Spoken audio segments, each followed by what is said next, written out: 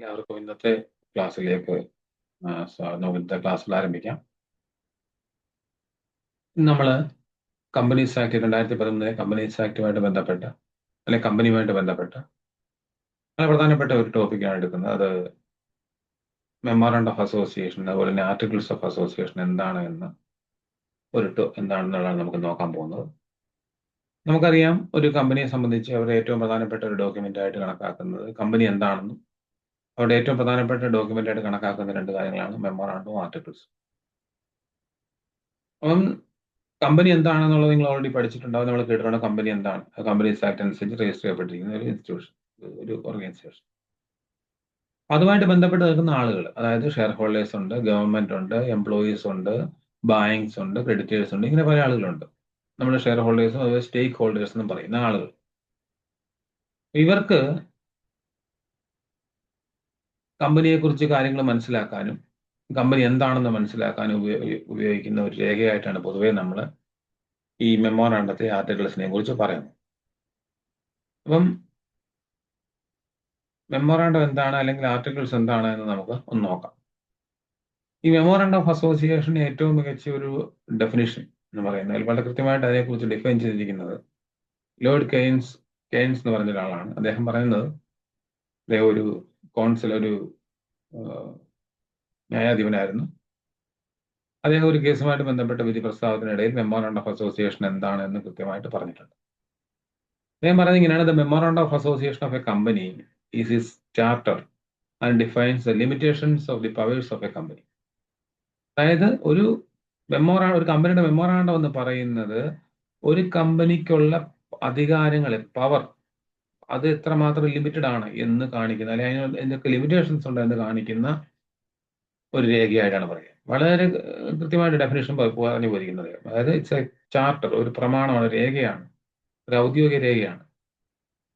കമ്പനിയുടെ അധികാരങ്ങൾ എന്തൊക്കെ, അതിനെന്തൊക്കെ ലിമിറ്റേഷൻസ് ഉണ്ട് എന്ന് കാണിക്കുന്ന ഒരു രേഖയായിട്ടാണ് പൊതുവെ നമ്മൾ ഈ മെമ്മോറാണ്ടം ഓഫ് അസോസിയേഷനെ കുറിച്ച് പറയുന്നത്. അവിടെ ഈ മെമ്മോറാണ്ടം എന്താണ്? അപ്പം കമ്പനിയുടെ പവർ, അധികാരങ്ങൾ എന്തൊക്കെയാണ്? നമുക്കതൊരു കമ്പനിക്കുള്ള പ്രത്യേകത എന്താണ്? കമ്പനിയുടെ കാര്യങ്ങളൊക്കെ നമ്മൾ പഠിച്ചിട്ടുണ്ട്. അപ്പൊ അതിന് എന്തൊക്കെ അധികാരങ്ങളുള്ളപ്പോൾ തന്നെ നമുക്ക് ചില ലിമിറ്റേഷൻസ് ഉണ്ട്. നമുക്ക് ചില കാര്യങ്ങൾ, വളരെ വലിയ അധികാരങ്ങളുള്ളപ്പോൾ തന്നെ നമ്മൾ അധികാരങ്ങൾ നമ്മൾ ദുരുപയോഗം ചെയ്യാൻ പാടില്ല, അല്ലെങ്കിൽ മറ്റൊരു തരത്തിൽ ഉപയോഗിക്കാൻ പാടില്ല. അതുകൊണ്ട് തന്നെ ചില റെസ്ട്രിക്ഷൻ അതിനകത്ത് വെച്ചിട്ടുണ്ടാവും. അങ്ങനെ ഉള്ള കാര്യങ്ങൾ ഉൾപ്പെടുത്തിയുള്ള ഒരു പ്രമാണമായിട്ട്, ഒരു ആധികാരിക രേഖയായിട്ടാണ് പൊതുവെ നമ്മൾ ഈ മെമ്മോറാണ്ടം ഓഫ് അസോസിയേഷനെ കുറിച്ച് പറയുന്നത്. ഇതൊരു പ്രിൻസിപ്പൽ ഡോക്യുമെന്റ് ആണ്. Memorandum of association is A principal document of the company. ഏറ്റവും അടിസ്ഥാനപരമായ രേഖ, അല്ലെങ്കിൽ ഏറ്റവും ആവശ്യമുള്ള രേഖ. അതുപോലെ തന്നെ കമ്പനിയുടെ ഒരു ചാർട്ടറാണ്. ഞാൻ പറഞ്ഞു ചാർട്ടർ എന്താണെന്ന് ഞാൻ പറഞ്ഞു. It contains the objectives of the company. അതായത് കമ്പനിയുടെ ലക്ഷ്യങ്ങൾ എന്താണ്, എന്തിനു വേണ്ടിയാണ് ഈ കമ്പനി കോൺസ്റ്റിറ്റ്യൂട്ട് ചെയ്തത്. അതുപോലെ തന്നെ ഇതിന്റെ ലിമിറ്റേഷൻസ് എന്തൊക്കെ, നമുക്ക് നമ്മുടെ പോരായ്മകൾ എന്തൊക്കെ, നമ്മൾ എന്തൊക്കെ കാര്യങ്ങൾ ശ്രദ്ധിക്കേണ്ടതായിട്ടുണ്ട്. അതുപോലെ തന്നെ ഇതിന്റെ ഒരു scope of operation, area of operation, scope എത്രമാത്രം വൈഡറാണിത്, എത്രമാത്രം ഏരിയ ഇത് കവർ ചെയ്യുന്നുണ്ട്. നമ്മളുടെ കമ്പനി എപ്പോൾ ഫോം ചെയ്തിരിക്കുന്നു, എന്ത് പർപ്പസിന് വേണ്ടി ചെയ്തിരിക്കുന്നു, എപ്പോൾ ചെയ്തിരിക്കുന്നു, എന്തൊക്കെ ഉദ്ദേശത്തിന് വേണ്ടിയാണ് ചെയ്തിരിക്കുന്നത്, എത്ര പ്രദേശം, എന്ത് ബിസിനസ്സാണ് ഇവർ ചെയ്യുന്നത്, എന്ത് കാര്യങ്ങളിലേക്കാണ് ഇവർ പോകുന്നത്, ഏത് പ്രദേശങ്ങളിലേക്കാണ് ഇവർ പോവുക, ഒരു വളർന്ന് വലുതാവുക, ഇങ്ങനെയുള്ള കാര്യങ്ങളൊക്കെ ഉൾക്കൊള്ളുന്ന വളരെ അടിസ്ഥാനപരമായിട്ടുള്ള വളരെ ആധികാരികമായ രേഖയാണ് നമ്മുടെ മെമ്മോറാണ്ടം ഓഫ് അസോസിയേഷൻ എന്നുള്ള പേരിൽ പറയുന്ന ഒരു സാധനം.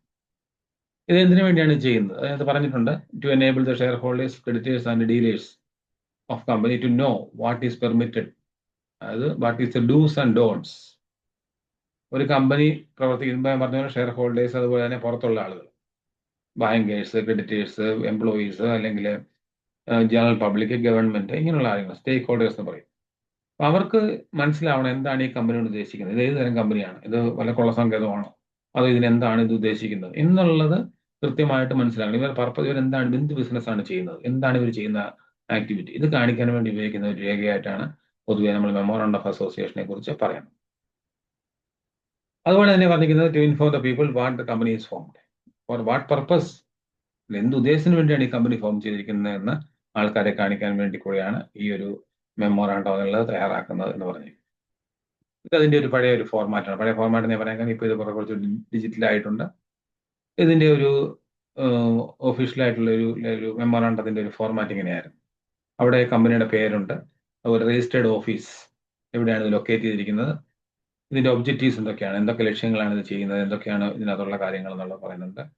പിന്നെ ഗവേണിംഗ് ബോഡി, ഇവരുടെ കോൺസ്റ്റിറ്റ്യൂഷൻ എങ്ങനെയാണ്, ഇത് ആരൊക്കെയാണ് ഇതിന്റെ ബോർഡ് ഓഫ് ഡയറക്ടേഴ്സ് അല്ലെങ്കിൽ ഇതിന്റെ ഉത്തരവാദിത്തപ്പെട്ട ആളുകൾ ആരൊക്കെയാണ്, ഇങ്ങനെ അടങ്ങുന്ന ഡീറ്റെയിൽഡ് ആയിട്ട് അടങ്ങുന്ന ഒരു ഫോർമാറ്റാണ് ഈ മെമ്മോറാണ്ടം ഓഫ് അസോസിയേഷൻ ഉള്ളത്. അതിനകത്ത് എല്ലാ കാര്യങ്ങളും ഉൾക്കൊള്ളുന്നുണ്ട്. അതായത് ഇത് പബ്ലിഷ് ചെയ്യുകയും പ്രസന്റ് ചെയ്യുകയും ഷെയർ ഹോൾഡേഴ്സിനും ക്രെഡിറ്റേഴ്സിനും ആൾക്കാർക്കൊക്കെ പ്രസന്റ് ചെയ്യുകയും ചെയ്യണം എന്നൊക്കെ പറഞ്ഞിട്ടുണ്ട്. ഇനി നമ്മൾ ഇതിന്റെ ഉള്ളിലേക്ക് നോക്കാം. ഇതിനകത്ത് ഈ മെമ്മോറാണ്ടത്തിനകത്ത് എന്തൊക്കെ വരുന്നുണ്ട്. അതിനകത്ത് 6 കാര്യങ്ങൾ പ്രധാനമായിട്ട് അതിനകത്തുണ്ട്. അത് എന്ന് പറയുന്നത് കമ്പനിയുമായിട്ട് ബന്ധപ്പെട്ട ഏറ്റവും അടിസ്ഥാനപരമായ രേഖയായതുകൊണ്ട് തന്നെ കമ്പനിയുടെ പേര്, നെയിം ക്ലോസ്. കമ്പനിയുടെ പേരെന്ന് പറയുന്നത് നമുക്കറിയാം, കമ്പനിക്ക് ഇഷ്ടമുള്ള പേര് നമുക്കിടാം. നമ്മുടെ കമ്പനി കോൺസ്റ്റിറ്റ്യൂട്ട് ചെയ്യുകയാണെങ്കിൽ. പക്ഷെങ്കിൽ അത് മറ്റൊരു കമ്പനിയുമായിട്ട് സിമിലർ ആണെന്ന് തോന്നരുത്, ഒരു സാദൃശ്യം തോന്നരുത്, ഐഡന്റിക്കൽ ആവരുത് എന്നൊക്കെ പറഞ്ഞത് നമുക്ക് സ്വാഭാവികമായിട്ട് നമുക്കറിയാവുന്ന മറ്റൊരു കമ്പനിയോട് അല്ലെങ്കിൽ മറ്റൊരു പേരിനോട് സാദൃശ്യം തോന്നുന്നത്. അതുപോലെ തന്നെ രാജാവിന്റെ പേര് ബ്രിട്ടീഷുകാരുടെ കാലത്തൊക്കെ ഉണ്ടാക്കിയ നിയമമായതുകൊണ്ട് തന്നെ അതിന് മാറ്റം വന്നപ്പോഴും ഈ പേരുകളൊന്നും മാറിയിട്ടില്ല. നിയമങ്ങൾ മാറി വന്നെങ്കിലും വലിയ മാറ്റങ്ങൾക്കൊന്നും വന്നിട്ടില്ല. അതായത് രാജാവിന്റെ പേര്, കിങ്, ക്യൂവിന്, എംബറർ, അതുപോലെ ഗവൺമെന്റ് ബോഡി അതൊന്നും കൊടുക്കാൻ പാടില്ല. ഇപ്പൊ ഇന്ത്യൻ ഇൻസ്റ്റിറ്റ്യൂട്ട് എന്ന് പറഞ്ഞൊരു സ്ഥാപനം നമുക്ക് പരസ്യം ചെയ്യാൻ പാടില്ല എന്നൊക്കെ പറയാറുണ്ട്. അതുപോലെ തന്നെ പ്രൈവറ്റ് കമ്പനി ആണെങ്കിൽ അതിന് പ്രൈവറ്റ് ലിമിറ്റഡ് എന്ന് കൊടുക്കണം. പബ്ലിക് കമ്പനി ആണെങ്കിൽ ലിമിറ്റഡ് എന്ന് പറഞ്ഞാൽ മതി. അതുപോലെ തന്നെ ഈ വേൾഡ് ബാങ്ക് അല്ലെങ്കിൽ UN അല്ലെങ്കിൽ WHO ഇങ്ങനെയൊക്കെയുള്ള അങ്ങനെയുള്ള ഐക്യരാഷ്ട്രസഭ പോലെയുള്ള അങ്ങനെയൊക്കെയുള്ള സംഘടനകളുടെ പേരുകളുമായിട്ട് സാമ്യം തോന്നുന്നത് അല്ലെങ്കിൽ ആ രീതിയിലുള്ള പേരുകൾ നമ്മൾ കൊടുക്കാൻ പാടില്ല. അല്ലാതെ നമുക്ക് എന്ത് പേരുകൾ വേണമെങ്കിലും നമുക്ക് ചൂസ് ചെയ്യാം. നമുക്കത് നമ്മുടെ കമ്പനിയുടെ പേരായിട്ട് നമുക്ക് ഉപയോഗിക്കാം. രണ്ടാമത്തെ സംഗതി എന്ന് പറയുന്നത് രജിസ്റ്റേർഡ് ഓഫീസ് എവിടെയായിരിക്കണം. അതായത് കമ്പനി നമുക്കറിയാം, നമ്മൾ ഏതെങ്കിലും കമ്പനികളുടെയൊക്കെ ഒരു ബ്രോഷറുകളോ അല്ലെങ്കിൽ അതിന്റെ ഡീറ്റെയിൽസ് ഒക്കെ എടുത്ത് നോക്കിയാൽ അവിടെ രജിസ്റ്റേർഡ് ഓഫീസ് എന്ന് പറഞ്ഞ് അതിനകത്ത് എഴുതി വെച്ചിട്ടുണ്ടാവും. രജിസ്റ്റേർഡ് ഓഫീസ് കൃത്യമായിട്ട് നമ്മൾ മെൻഷൻ ചെയ്തിരിക്കണം. എവിടെയാണ് നമ്മുടെ ലൊക്കേഷൻ, അത് കേരളത്തിലാണോ, ഇനി കേരളത്തിന് വെളിയിൽ ഏതെങ്കിലും സ്റ്റേറ്റിലാണോ, അല്ലെങ്കിൽ മറ്റേതെങ്കിലും രാജ്യത്താണോ എന്നുള്ള കാര്യങ്ങളൊക്കെ നമ്മൾ കൃത്യമായിട്ട് അതിനകത്ത് നമ്മൾ പറഞ്ഞിട്ടുണ്ടാകും, നമ്മുടെ രജിസ്റ്റേർഡ് ഓഫീസ് എവിടെയാണെന്നുള്ളത്. പിന്നെ പറയുന്ന മറ്റൊരു കാര്യം എന്ന് പറയുന്നത് നമ്മുടെ ഒബ്ജക്ട് ക്ലോസ് ആണ്. വളരെ ഇമ്പോർട്ടൻ്റ് ഒരു ക്ലോസ് പറയുന്നത്. അതായത് ഇത് നമ്മൾ ചെയ്യുന്ന സമയത്ത്, നമ്മുടെ കമ്പനിയുടെ പ്രൊമോട്ടേഴ്സ് ചെയ്യുന്ന സമയത്ത് നാളെ എന്തൊക്കെ ബിസിനസ്സുകൾ നമ്മൾ ചെയ്യാൻ സാധ്യതയുണ്ട്. നാളെ എന്ന് വെച്ചാൽ ഈ കമ്പനി വർഷങ്ങൾ മുന്നോട്ട് പോവുകയും 10-9 വർഷം കഴിയുമ്പോൾ അല്ലെങ്കിൽ 10-20 വർഷം കഴിയുമ്പോൾ അവിടെ അടുത്തൊരു ബിസിനസ്സിലേക്ക് മാറുന്നു. ഉദാഹരണം പറഞ്ഞാൽ ടെലികോം മേഖലയിൽ നിൽക്കുന്ന ഒരു കമ്പനി അവർ നാളെ ഒരു ബാങ്കിങ് ബിസിനസ്സിലേക്ക് മാറുകയാണ്. അല്ലെങ്കിൽ കൺസ്യൂമർ ഗുഡ്സ് സപ്ലൈ ചെയ്യുന്ന ഒരു കമ്പനി അവർ നാളെ മറ്റൊരു ഫിനാൻഷ്യൽ ഇൻസ്റ്റിറ്റ്യൂഷനായിട്ട് മാറുകയാണ്. ഇങ്ങനെ നാളെ ഫ്യൂച്ചറിൽ നമ്മൾ ചെയ്യാൻ ആഗ്രഹിക്കുന്ന അല്ലെ പോകാൻ ആഗ്രഹിക്കുന്ന അല്ലെങ്കിൽ എത്താൻ ആഗ്രഹിക്കുന്ന മേഖലകളിലൂടെ കണ്ടിട്ട് വേണം നമ്മൾ നമ്മുടെ ഒബ്ജക്ട് ക്ലോസ് സെറ്റ് ചെയ്യാനായിട്ട്. ഇപ്പൊ നമ്മൾ ചെയ്യുന്നത് ഇപ്പം റീറ്റെയിൽ ബിസിനസ് ആണെങ്കിൽ 10 കൊല്ലം കഴിയുമ്പോൾ, 20 കൊല്ലം കഴിയുമ്പോൾ, 50 കൊല്ലം കഴിയുമ്പോൾ നമ്മൾ എന്ത് ബിസിനസ്സാണ് ചെയ്യുന്നത് എന്നുള്ളത് നമ്മൾ കൃത്യമായിട്ട് അതിനകത്ത് പറഞ്ഞിരിക്കണം. ഒബ്ജക്ട് ക്ലോസ് എന്ന് പറയും. കമ്പനിയുടെ ഒബ്ജക്റ്റീവ്സ്, നമ്മൾ ഫ്യൂച്ചറിൽ ഇന്നതൊക്കെ ആകാൻ നമ്മൾ ആഗ്രഹിക്കുന്നുണ്ട് എന്ന് പറയും. പിന്നെ പറയുന്ന മറ്റൊരു സംഗതി എന്ന് പറയുന്നത് ലയബിലിറ്റി ക്ലോസിനെ കുറിച്ചാണ്. അതായത് ഇതിന്റെ മെമ്പേഴ്സിന് അല്ലെങ്കിൽ ഇതിന്റെ ഷെയർ വാങ്ങിക്കുന്ന ഷെയർ ഹോൾഡേഴ്സിന് ലയബിലിറ്റി എത്ര മാത്രമാണ്. അത് നമുക്കറിയാം, അതിൽ ലിമിറ്റഡ് ലയബിലിറ്റി ആണുള്ളത്. കമ്പനിയുടെ ഫീച്ചറൊക്കെ പഠിക്കുമ്പോൾ നമ്മൾ പഠിച്ചാണ് ലിമിറ്റഡ് ലയബിലിറ്റി. എത്ര ഷെയർ ആണോ നിങ്ങൾ വാങ്ങിച്ചിരിക്കുന്നത് നിങ്ങൾക്ക് അത്രയും ബാധ്യത ഉണ്ടാവും. നിങ്ങൾക്ക് 10 ഷെയറേ ഉള്ളെങ്കിൽ, ഒരു കമ്പനിക്ക് 1 ലക്ഷം ഷെയർ ഉണ്ടെങ്കിൽ നിങ്ങൾക്ക് എന്താണ് 1 ലക്ഷത്തിൽ 10 ഷെയറിന്റെ ലയബിലിറ്റി നിങ്ങൾക്ക് ഉണ്ടാവും. അപ്പം ലയബിലിറ്റി ക്ലോസ് എന്ന് പറയുന്നത് അത് കമ്പനിയുമായിട്ട് നിങ്ങൾക്കുള്ള ബാധ്യത എന്ന് പറയുന്ന ഒരു സംഗതിയെ കുറിച്ചാണ് പറയുന്നത്. പിന്നീട് മറ്റൊരു പോയിന്റ് പറയുന്നത് ക്യാപിറ്റലാണ്. ക്യാപിറ്റൽ ക്ലോസ് എന്ന് പറയും. ക്യാപിറ്റൽ ക്ലോസ് എന്ന് പറഞ്ഞാൽ എങ്ങനെയാണ് നമ്മുടെ ആവശ്യമുള്ള ഫണ്ട് നമ്മൾ റേസ് ചെയ്യുന്നത്, ഏത് തരം ഷെയർ ഇഷ്യൂ ചെയ്തിട്ടാണ്, അല്ലെങ്കിൽ ഏത് മാർഗം ഉപയോഗിച്ചാണ് നമ്മൾ ഫണ്ട് റേസ് ചെയ്യുന്നത്, നമ്മുടെ ക്യാപിറ്റൽ നമ്മൾ അങ്ങനെ കളക്ട് ചെയ്യുന്നു, നമ്മുടെ ഷെയർ ക്യാപിറ്റൽ അല്ലെങ്കിൽ നമ്മുടെ ക്യാപിറ്റൽ നമ്മൾ അങ്ങനെ റേസ് ചെയ്യുന്നു, ഈ കാര്യങ്ങളെ കുറിച്ച് പറഞ്ഞു.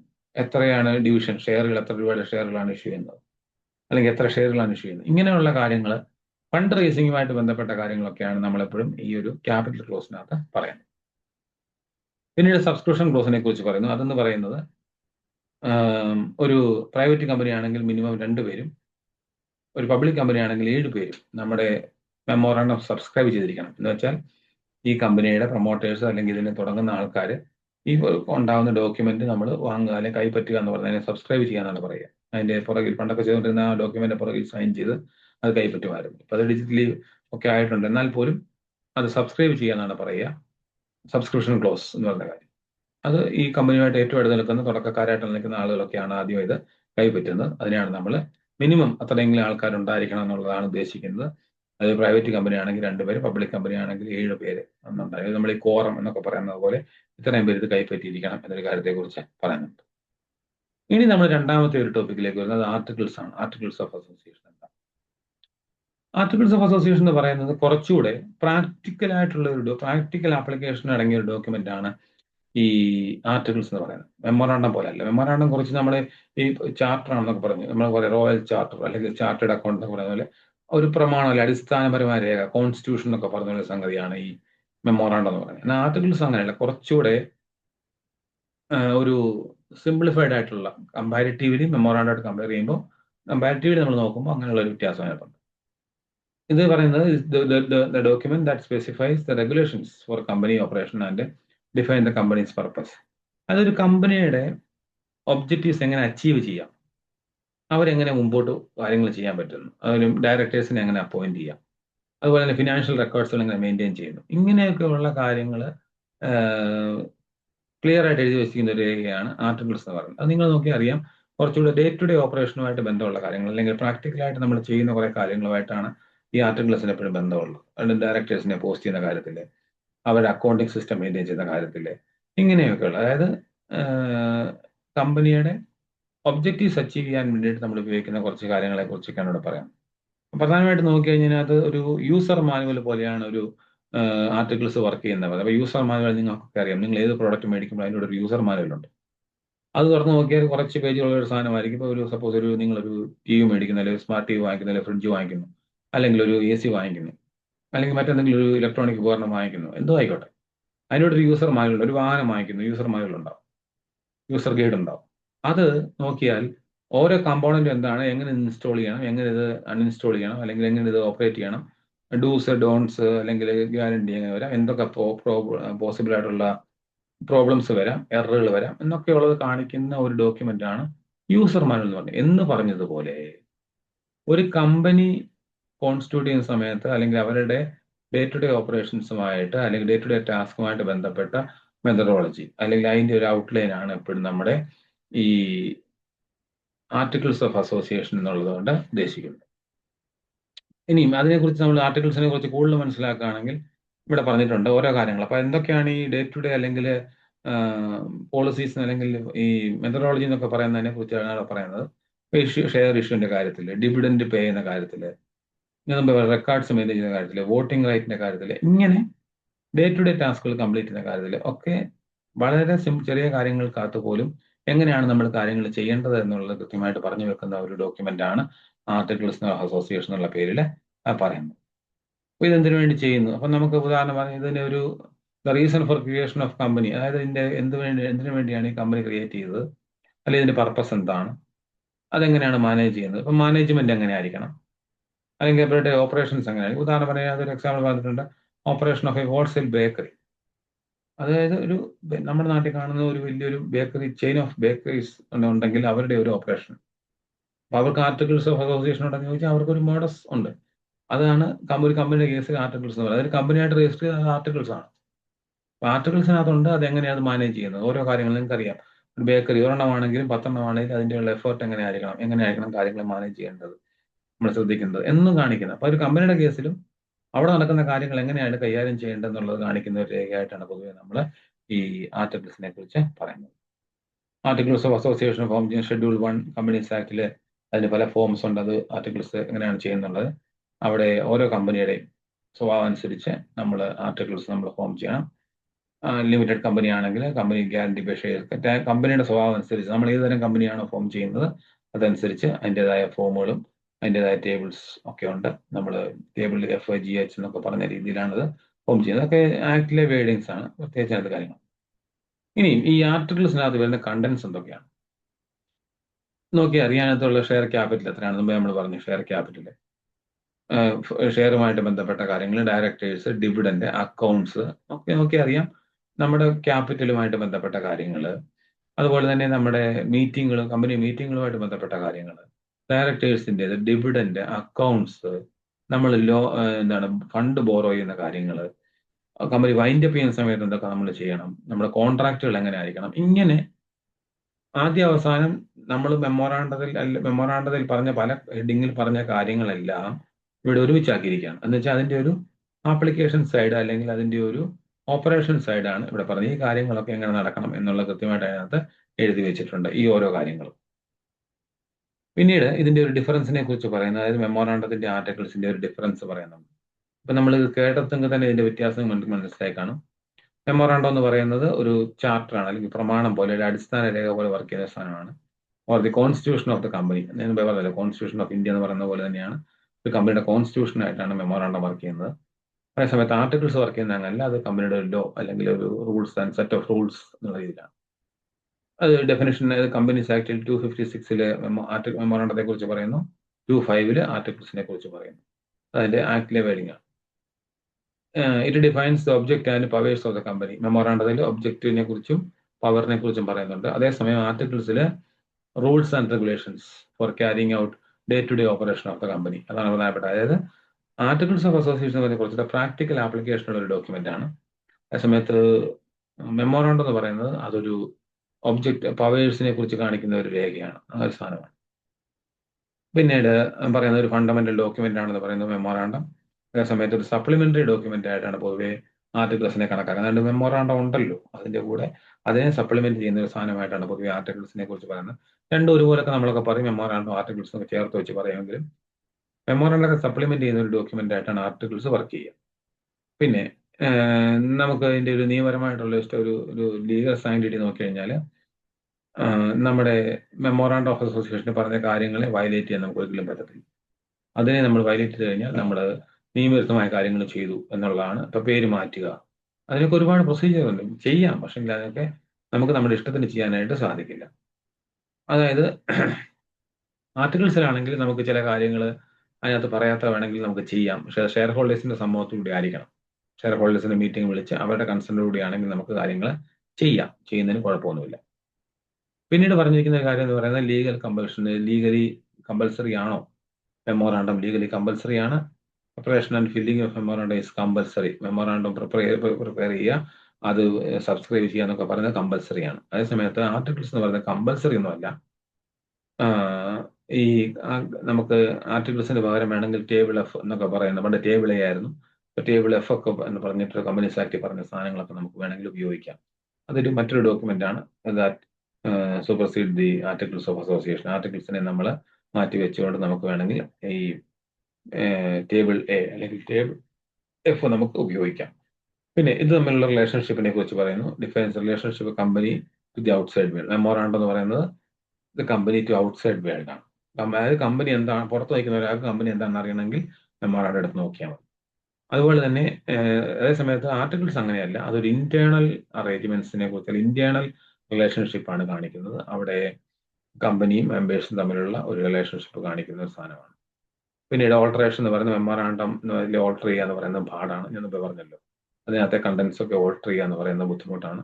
അതേസമയത്ത് ആർട്ടിക്കിൾ വേണമെങ്കിൽ നമുക്ക് ചെയ്യാം. അതിന്റെ ഗവൺമെന്റിന്റെ അപ്രൂവൽ ഒക്കെ വേണം, ഷെയർ ഹോൾഡേഴ്സിന്റെ അപ്രൂവൽ ഒക്കെ വേണം. നമുക്ക് ആർട്ടിക്കിൾസ് വേണമെങ്കിൽ അമെന്റ് ചെയ്യാം. സാധാരണഗതി ഇത് രണ്ടും ആരും അമെന്റ് ചെയ്യാറില്ല എന്നുള്ളതാണ് മറ്റൊരു കാര്യം. അതങ്ങനെ സാധാരണഗതിയിൽ ആരും ചെയ്യാറില്ല, കമ്പനികൾ ചെയ്യാറില്ല. പിന്നീട് കണ്ടന്റ്സിനെ കുറിച്ച് പറഞ്ഞു. 6 ക്ലോസുകളുള്ളതാണ് മെമ്മോറാണ്ടത്തിലെ കണ്ടന്റ്സ് നമ്മൾ കണ്ടതാണ്. ആർട്ടിക്കിൾസ് എന്ന് പറയുന്നത് അങ്ങനെ മുമ്പേ കാണിച്ച പോലെ പ്രധാനപ്പെട്ട അതിനകത്തെ കണ്ടന്റ്സ് ഒക്കെ വരുന്നു, അത്രയൊക്കെ ഉണ്ടെങ്കിൽ പോലും ഇത്ര എണ്ണം എന്ന് ഫിക്സ് ചെയ്തിട്ടില്ല. കമ്പനിക്ക് അവരുടേതായ രീതിയിൽ കാര്യങ്ങളൊക്കെ ചെയ്യാവുന്നതേ ഉള്ളൂ. അപ്പൊ ഈ തരത്തിൽ ഇങ്ങനെ ആണ് പ്രധാനമായിട്ട് ബേസിക് ആയിട്ടുള്ള കുറച്ച് കാര്യങ്ങൾ എന്ന് പറയുന്നത്. അപ്പൊ നമ്മൾ പറഞ്ഞത് മെമ്മോറാണ്ടം എന്താണ്, ആർട്ടിക്കിൾസ് എന്താണെന്ന് പറഞ്ഞു. അതിനെക്കുറിച്ച് ജസ്റ്റ് ഒരു ഔട്ട്ലൈൻ ആണ് പറഞ്ഞത്. വിശദമായ ക്ലാസ്സുകൾ നമുക്ക് വരും ദിവസങ്ങളിൽ നമുക്ക് എടുക്കുന്ന സമയത്ത് വിശദമായിട്ട് കാര്യങ്ങളെ കുറിച്ച്, ഓരോന്നിനെ കുറിച്ചും എന്താണ് ഈ ഓരോ കണ്ടന്റിനെ കുറിച്ചും നമുക്ക് പറയാം. അതിന്റെ ബാക്കിയുള്ള പോർഷനകത്ത് ഇതിന്റെ ബാക്കിയുള്ള കാര്യങ്ങളൊക്കെ വരുന്നുണ്ട്. അപ്പൊ ആ തരത്തിൽ നമുക്ക് കാര്യങ്ങൾ ചെയ്യാവുന്നേ ഉള്ളൂ. Okay, thank you.